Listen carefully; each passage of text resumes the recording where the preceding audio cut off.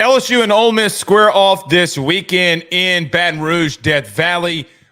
Two teams ranked in the top 12, a premier matchup here in the SEC, and we are here to break that game down. Listen, I think if you ask both fan bases, Ole Miss and LSU, in the beginning of the season, when you looked at this game, both would have told you that this matchup, LSU and Ole Miss, both would say this is one of the premier matchups that we have in the season. Now, Ole Miss has Texas down the road. They have Georgia down the road. They have other big games. But this game between, let's call it what it is, SEC rivals, was one that both teams looked at it and said, listen, man, that is a tough matchup. You have Lane Kiffin and Jackson Dart, who beat LSU a year ago the way that they did, scoring 55 points and a thriller of a football game, able to overcome the somewhat heroic nature of what Jaden Daniels did a year ago. Now we're going on the road. Probably thought that they would be undefeated. Ole Miss coming into town. If you're LSU, and if you're an LSU fan, coach, player, whatever, looking at that Ole Miss game like, hey, if we can beat USC, which they didn't, if we can beat Ole Miss or USC early in the season, everything matches up to this Ole Miss game. Now they're 4-1, and everything still lines up for this matchup. Looking at this game, for me, both teams are going into this one with their, I don't want to say with their backs up against the wall. That's a bad way of looking at it, in my opinion. But maybe with their playoff backs up against the wall. If you're Ole Miss, you still have Texas. You still have Georgia. So a win against LSU is somewhat a little bit of a must if what you want to accomplish in this season is attainable. And as we're recording this on Monday, there's, I'm sure, going to be a lot of things that come out from today when we're doing this show until Saturday. But this is a primetime matchup for both programs. If you're LSU, listen, hey, we got Ole Miss, Arkansas, Texas A&M, and Arkansas and A&M don't look as bad as maybe some thought they could be in the beginning of the season. But looking at this game, where do we see and how do we see this one going? Ole Miss has surprised me. I'm going to start off with Ole Miss. Ole Miss has surprised me a little bit on defense. Now, we knew coming into the season when they went into the portal that they had a lot of really good pieces, specifically on their defensive line, with Walter Nolan coming in, when Princely Yellen, who didn't play last week, coming in. But they have been very good in their front seven with Chris Paul and that front in and of themselves, because they're number one in the country in rushing defense. Now, I think some of that, not all of it, but some of that has to do with you played Rudy Putek, Cheekwater State, and Rudy Poo State in the first 4 games of the season. Then when you went up against Kentucky, even though you didn't give up many rushing yards, they were still able to get more than what you'd given up the weeks prior to that. But they have been really good at stopping the run. And now Ole Miss goes into a game here against LSU, who early in the season had struggles running the football. If there is an advantage from a statistical point or just from a point that we've seen LSU struggling offensively versus what Ole Miss has done very well offensively or defensively, that would be the matchup. But LSU has gotten some things rolling the last couple of weeks with a very talented young freshman in Caden Durham. How does that front seven continue to progress in the running game? But if you're an Ole Miss fan, I feel like you're asking the same question to some extent. How effective can we run the football? Here's a couple of things for you. If you look at the stats, I think this is a little bit flawed, and I think Ole Miss fans would agree with this. Ole Miss is 24th in the country in rushing offense. But I look at the last 2 weeks when they've played conference opponents. They had 92 rushing yards against Kentucky. Nobody getting above that 5 yards per carry mark with over 5 carries. And I look at South Carolina. I mean, outside of Jackson Dart, who had 44 yards rushing, you were not able to get Henry Parrish really moving. He had 3.9 yards a carry against a really good defense in South Carolina. You have not been able to establish the running game quite honestly, maybe the way that you wanted to. Now, Jackson had to scramble a lot last week, had some big-time pickups on the ground, and that's how you were able to do it. But 4 yards a carry is not where I think that most people thought that this running game would be through the first 5 weeks of the season. Now, the counteract to that is that LSU has given up a lot of explosive plays on the ground. Ironically, of the 13 touchdowns that they've given up, 6 of those touchdowns have been on explosive running plays. So maybe Ole Miss, against a defense that has shown that they will give up explosive plays in the running game, maybe this is the week that Ole Miss can show and get back to running the football at a more effective clip. But here's the thing for that matchup with Ole Miss trying to run the football too. LSU is 43rd in the country in run defense. You can't take these explosive plays out, and I'm not going to be the guy that does that because I don't think that you can take out something that's happened in the real world. Because outside of that, they've been giving up 2.9 yards a carry. Now, LSU, coming into the season, had a very big worry about being able to stop the run, and for what it's worth, to most extents, they've been able to do it. This is not the defense that you were going to see from a year ago that couldn't stop a nosebleed with a tampon. They can actually make stops. But I don't think that the running game, for me, has been the biggest issue for Ole Miss. And what would concern me going into this game, the biggest thing that concerns me if I'm an Ole Miss fan and looking at this game against LSU, guys, you cannot go into a very hostile environment, which is going to be that on Saturday. It's going to be raucous. It's going to be crazy in Baton Rouge this weekend. You have not been good on third down. You weren't good on third down in games that you lost a year ago.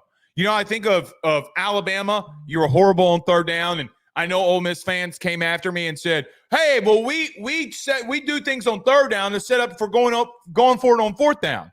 Well, yeah, maybe in some instances, but against Kentucky, you were 1 for 10 on third down. It was the reason that your offense was so anemic because they couldn't stay on the field and get first downs. And against South Carolina, you were 3 of 13.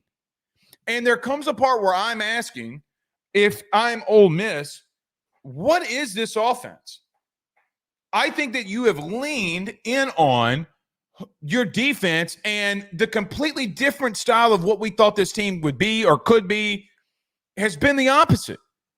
Look, last week against South Carolina, let's call a spade a spade. You had 3 turnovers by South Carolina where you got the football on your own side of the field.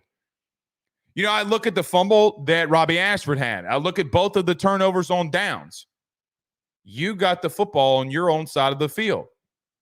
Now, you were able to capitalize on that, and good on you for that when you have turnovers that you're able to capitalize, and that's a big deal.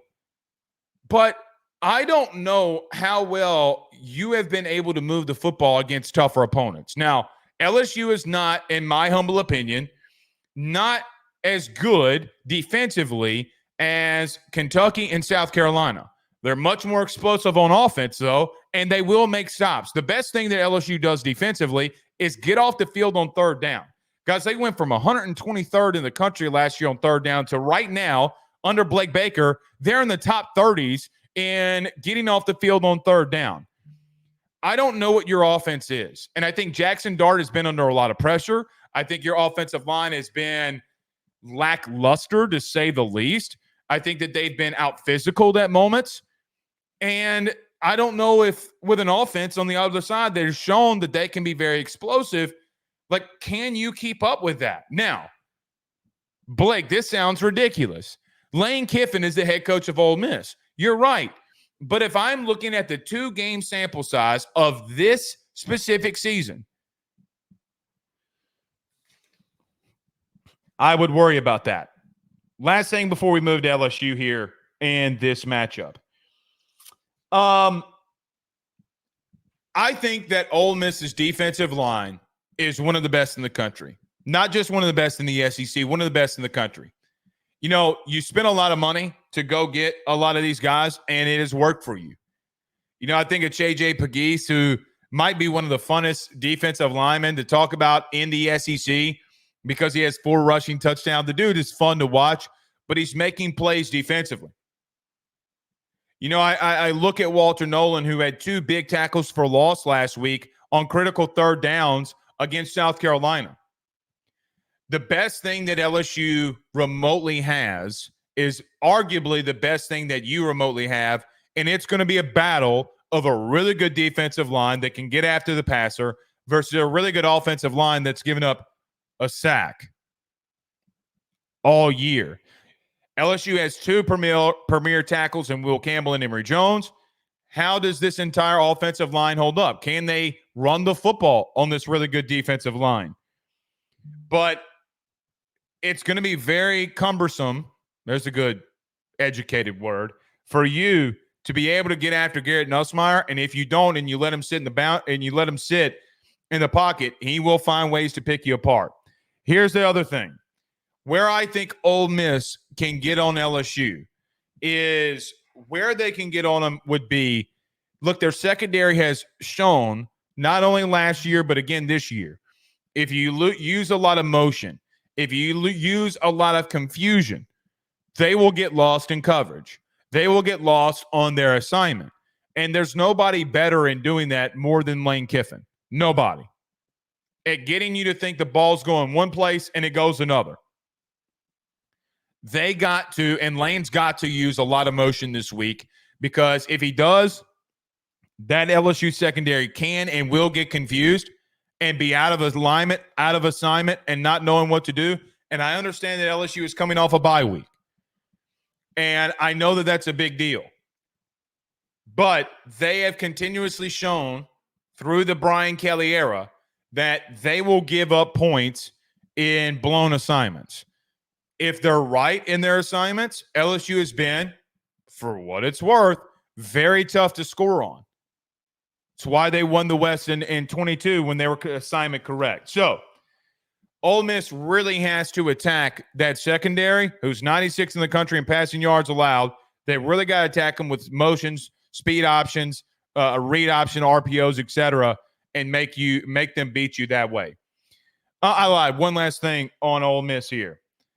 I think that there is another concern for you going into this game that people aren't talking about enough. It's the opposite boundary corner outside of Trey Amos. Don't mess around with Garrett Nussmeier. Now, I think Garrett has had some very good moments. He's also had some very bad moments in turning the football over. There is one thing that Garrett Nussmeier does exceptional, that if he keeps having success at one specific thing, he's going to keep going after it. And I wonder, with even though an LSU room at wide receiver that is banged up, I do wonder if that room as a whole is not a little bit better than Ole Miss's secondary. This isn't Kentucky. This isn't South Carolina. This is Garrett Nussmeier and that wide receiver room who can expose you. So, styles make fights, and you're going to have to get after Garrett Nussmeier and get him on the ground, because if you don't, he will pick you apart to some instances. Let's turn to LSU here. I think that LSU, for what it's worth, has to play their game. They have not played a 4-quarter game. They have not shown that they can finish football games. They've been up and down all season, but what have they done? They've made critical plays in critical moments all year. They did it against South Carolina. Whether you want to say, well, that game was given away, South Carolina almost beat LSU and Ole Miss beat South Carolina pretty handily. You can't do that transitive property because you got beat by Kentucky, who got trounced by South Carolina early in the year. What LSU team am I going to get this week? Coming off a bye week under Brian Kelly. Now, Brian Kelly is 9-1, and coming off bye games, the only loss that he had is against Alabama a year ago. But you remember in 22, coming off a bye week, he beat Alabama to win the SEC West. I think LSU needs to try to establish a run game and play a little keep away from Ole Miss. That has been the blueprint of what Ole Miss has struggled with. I do think that LSU has a massive advantage with their front seven versus this Ole Miss offensive line. I think they can slow the run game down. I think that crowd is going to give them a lot of energy because it's going to be rock us all game long, and they're going to get after Jackson Dart. Where I worry about LSU, and as I mentioned a little bit earlier in this matchup, is I don't know that I think that there's going to be areas that Lane Kiffin's going to be able to take advantage. I think he's going to be able to take advantage of LSU secondary, specifically at safety, and LSU's had a massive issue at that position, at safety. They've had too many blown coverages to where Lane cannot expose them. Trey Harris and Juice Wells, if you're not careful with Jackson Dart, is going to expose you if you're not careful. So LSU's got to be assignment correct in everything that they do, which they haven't been. They haven't been. I think that LSU's biggest advantage is that they've been really good on third down. We mentioned this earlier.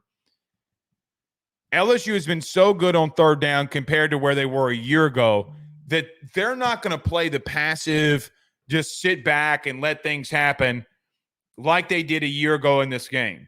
They're going to come after. And look, I've heard some things that they're going to try to show Lane Kiffin in this offense, things that they had not put on film already. I'm really interested in this game, man. I'm really interested in that matchup. I think if LSU's defense continues to get better, which they have done all year long, I think that the style of fight that LSU brings versus Ole Miss benefits them, and that game being at home could propel them in a win.